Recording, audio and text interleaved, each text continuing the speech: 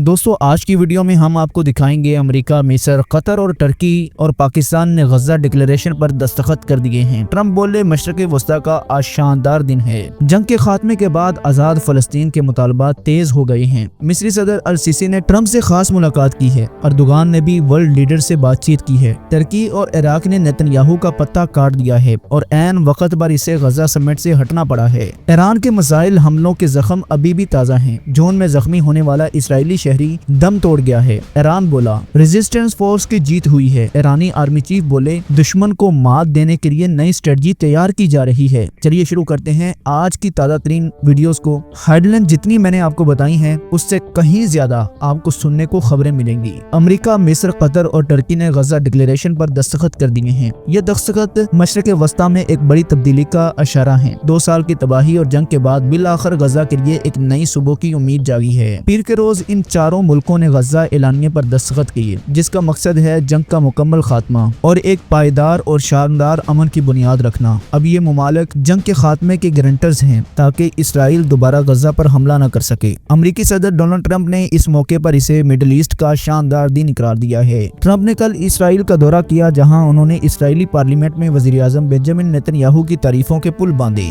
और फिर वो मिस्र रवाना हुए, जहां शर्म उल शेख में गजा पीस समिट हुई। कतर और टर्की के रहनुमाओं के साथ ट्रंप ने इसी समिट में दस्तखत किए और कहा कि ये दिन मशरक़ वस्ता के लिए तारीखी दिन है। ट्रंप ने कहा ये मुआहिदा सिर्फ एक दस्तावेज नहीं बल्कि एक मुस्तकिल रास्ता है, एक वो समझौता जो कायम रहेगा। पर हमास ने कल आखिरी 20 जिंदा इसराइली होस्टेजेस को रिहा कर दिया है जो 2 साल से गजा में कैद थे। इसी दिन तकरीबन 2000 फलस्तीनी कैदी इसराइली जेलों से रिहा किए गए हैं। गजा में जंग के खात्मे के साथ ही आजाद फलस्तीनी रियासत के क़याम के मुतालबात तेज हो गए हैं। मिस्री सदर अब्दुल फताह अल सीसी ने पीर के रोज कहा 2 कौमी हल यानी 2 स्टेट सोल्यूशन ही वाहिद रास्ता है जिससे फलस्तीनियों और इसराइली दोनों के दरमियान उम्मीदें पूरी की जा सकती हैं और इलाके में पायदार और शानदार अमन कायम हो सकता है। शर्म उल शेख में होने वाली गजा अमन समिट में जहां अमेरिकी सदर डोनाल्ड ट्रंप को चेयरमैन के तौर पर शरीक थे, सदर अल सीसी ने ऐलान किया कि मिस्र गजा की रिकंस्ट्रक्शन कॉन्फ्रेंस की मेजबानी करेगा ताकि तबाहशुदा अमारतों की तमीरी नौ के लिए एक जामे मनसूबा बनाया जा सके। ट्रंप ने अल सीसी की तारीफ करते हुए कहा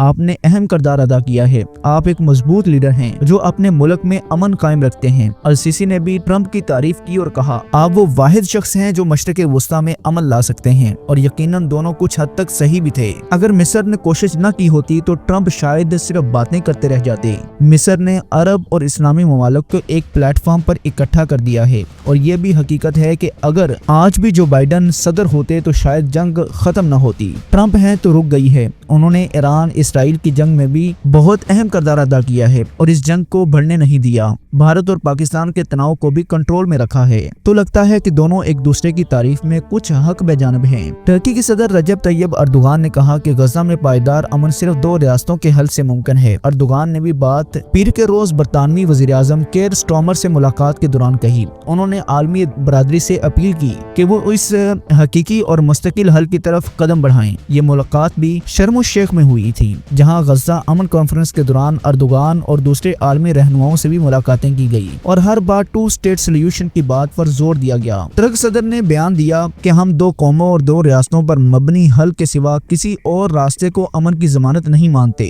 दुनिया को अब इंसाफ के इस रास्ते पर इकट्ठा होना होगा। अब बात करते हैं सबसे दिलचस्प लम्हे की। टर्की और इराक ने नेतन्याहू का पत्ता काट दिया है। नेतन्याहू आना चाह रहे थे मगर टर्क डिप्लोमेट्स प्रेशर के बायस इनका रास्ता ही रोक दिया गया। खबर रिसा इदारे APF के मुताबिक अर्दोगान की सफारती कोशिशों और दूसरी अरब रहनुमाओं की हमायत से मिस्र के समिट में नेतन्याहू की शिरकत मनसूख कर दी गई है।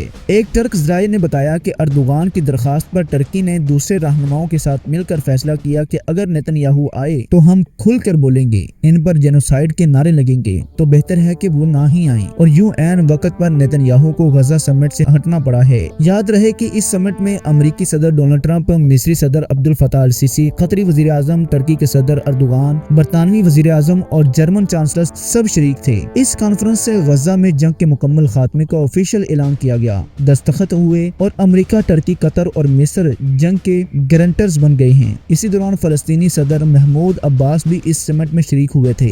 ट्रंप ने इनसे मुसाफा किया, अंगूठा दिखाया और कहा सब ओके है। ये मुलाकात मुख्तसर मगर अहम थी। अब सवाल यह है कि आगे क्या ہوگا۔ حماس نے اعلان کیا ہے کہ وہ حکومت کا حصہ نہیں بننا چاہتے تاکہ نیا سیاسی نظام بغیر تناؤ کے قائم ہو سکے، اس لیے فلسطینین اتھارٹی یعنی محمود عباس کا کردار مستقبل میں بڑھ سکتا ہے۔ یروشلم پوسٹ کے مطابق ٹرمپ نے ایجپٹ پیس سمٹ میں کہا everyone is going to join Abraham accord. Trump نے کہا چونکہ جنگ ختم ہو گئی ہے، ہوسٹیجز واپس آ گئے ہیں، عرب اور مسلم ممالک نے زبردست کردار ادا کیا ہے، تو اب وقت ہے کہ سب اسرائیل کے ساتھ تعلقات معمول پر لائیں تاکہ مستقبل میں کوئی نیا تنازع پیدا نہ ہو۔ لیکن سوال یہ ہے کیا ایسا واقعی ممکن ہے؟ فی الحال سب دیکھ رہے ہیں کہ سیز فائر برقرار رہتا ہے یا نہیں۔ نیتن یاہو کے لیے یہ ایک سیاسی نقصان بہت بڑا ہے۔ یروشلم سے لے کر تل ابیب تک ٹرمپ کے پوسٹر لگے ہیں جن پر لکھا ہے یو براٹ پیس۔ یہ سچ یہ ہے کہ نیتن یاہو نے اپنی سیاسی مفادات کے لیے جنگ کو اتنا لمبا کھینچا ہے کہ اب اس کا خمیازہ اسے اگلے الیکشن میں بھگتنا پڑ سکتا ہے۔ اب ذرا ایران کی خبر لیتے ہیں۔ جون میں ہونے والے ایرانی میزائل اٹیک میں زخمی ہونے والا ایک اسرائیلی شہری آج دم توڑ گیا ہے۔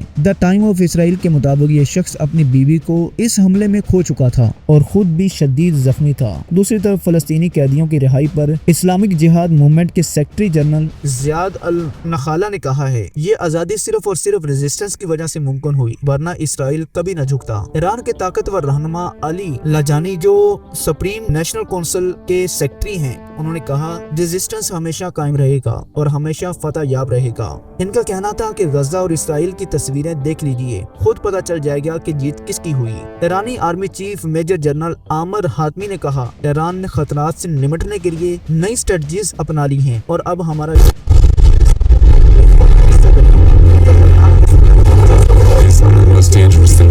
ریجنل ریکنسلٹیشن ضروری ہے، یعنی امن، استحکام اور مکمل مصالحت۔ انہوں نے اسرائیل سے مطالبہ کیا ہے کہ وہ جنوبی لبنان پر حملے بند کریں۔ ان کا کہنا تھا کہ ہمارے یرغمالی واپس آ گئے ہیں، امن قائم ہو گیا ہے، اب تم بھی سکون سے رہو تو ہم بھی سکون سے رہیں۔ تو دوستو یہ تھی آج کی تمام خبریں، سچائی کے ساتھ، ایمانداری کے ساتھ آپ دیکھ رہے تھے اردو ریلیکس۔ آج کی ویڈیو کو یہیں پہ ختم کرتے ہیں۔ اگر آج کی یہ خاص ویڈیو آپ کو پسند آئی ہو تو اسے لائک کیجئے اور کمنٹ سیکشن میں